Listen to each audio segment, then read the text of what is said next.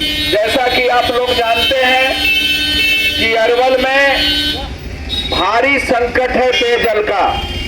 सोन तटीय इलाके में पानी का संकट नहीं हुआ करता था, लेकिन इस बार सोन तटीय इलाके में पानी का संकट हुआ।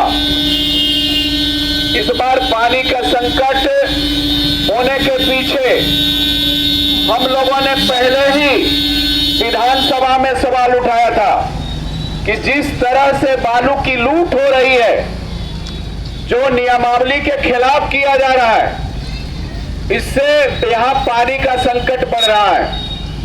और विधानसभा में जो सवाल उठाया गया था उस समय सही जवाब नहीं दिया गया। ये दो बार विधानसभा में सवाल हमने उठाया था, उसका सही जवाब नहीं दिया गया।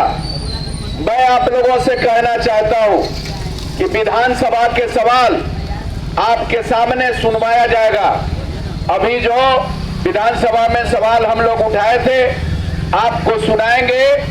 हम लोगों की चिंता थी, अरवल के जनता के जो समस्या है उन समस्या के समाधान करने की जो चिंता थी, और इस समस्या का समाधान बिहार के सबसे बड़े जो भवन है, जो समाधान करने का, जो जनता का अदालत है, जनता के समाधान करने का जो प्रतिनिधियों का जो भवन है, उसमें मैंने रखा था, सदन में रखने का काम किया था।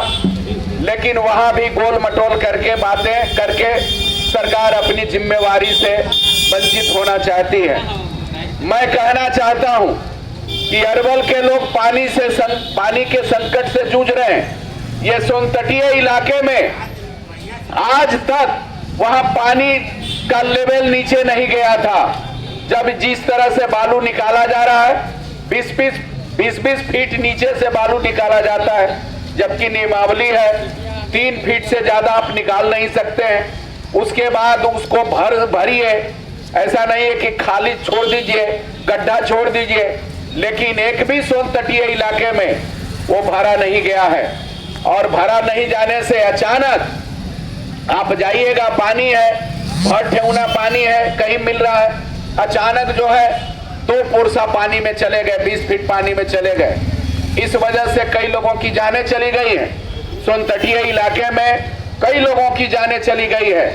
इसका भी मैंने सवाल उठाया था, लेकिन जनता के प्रति सरकार की जो निष्क्रियता रहती है, जनता के प्रति सरकार का जो भाव है, भेदभाव, जनता के प्रति सरकार का सोचने का जो तरीका है, ये इसके प्रति सकारात्मक रुख नहीं है।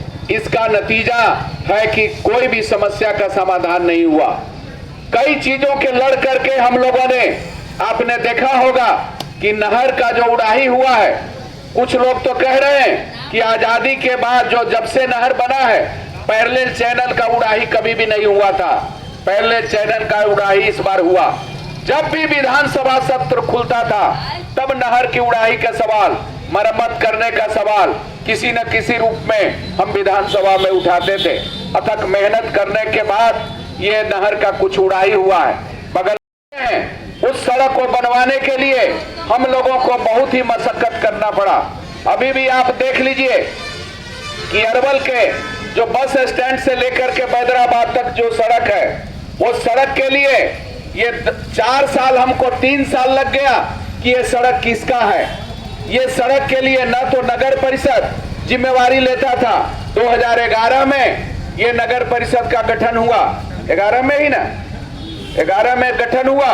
उसके बाद से वो RWD वाले लोग कहे कि ये मेरा सड़क नहीं है, ये सड़क में अब नगर परिषद बनाएंगे। इस वजह से न तो विभाग के द्वारा ये सड़क निर्माण वाले जो विभाग हैं उससे वंचित रह गए और नगर परिषद वाले से भी वंचित रह गया।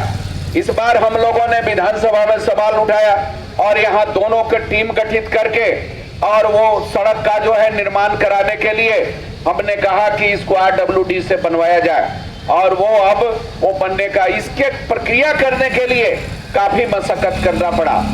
ये है यहाँ के ब्यूरोक्रेसी कितना तानाशाह हो गया है। ये नीतीश जी के राज में, 20 साल के राज में यदि कुछ बदलाव हुआ है, ये डेवलपमेंट हुआ है, कुछ विकास हुआ है, तो नौकरशाहों का मनोबल बढ़ा है। नौकरशाह जो मन में आए लूट ले रहे हैं। ये शिक्षा विभाग सामने है, ये शिक्षा विभाग के द्वारा भारी लूट हुआ है। मैं आपको बताना चाहता हूं, ये जो डेस्क और बेंच जो बेचा गया है, वो जो खरीद करके दिया गया है स्कूल में, उसमें भारी पैमाने पर लूट हो गया है। कोई जांच करने वाला नहीं है। कोई जांच करने के लिए लिखिए, ऊपर से आता है, कुछ रुपया दे देता है, ठंडा बस्ता में चला जाता है। ये स्थिति हो गई है। कोई कार्यालय में जाइए, पदाधिकारी नहीं सुनता है, मंत्री को नहीं सुनता है। ये स्थिति हो गई है। इसलिए हम लोग तो यहाँ संघर्ष के बल पर, आंदोलन के बल पर, लाल झंडे के बल पर, संघर्षों के बल पर कुछ जनता का काम करवाते रहे, और विधानसभा में सवाल करने के बाद नीचे जमीन पर लागू कराने के लिए भाकपा